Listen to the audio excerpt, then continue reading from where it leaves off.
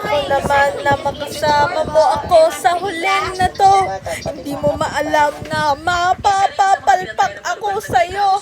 Gusto ko naman na ito. Alam ko na. Gusto ko naman. Gusto ko naman. Alam mo naman na. Bakit pa si SpongeBob? Bakit pa si Sandy? Bakit pa si Mr. Krabs? Ito na naman ako.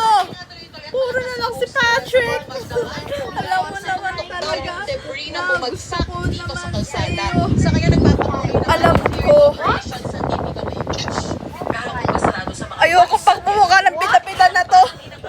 Alam ko na ang gusto kong makasama sa buhay ng iyong nilalaman para sa'yo. Gusto ko nang makasama sa buhay na ito. Gusto ko na nalaman ko ang gusto pa rin sa'yo. Huwag kang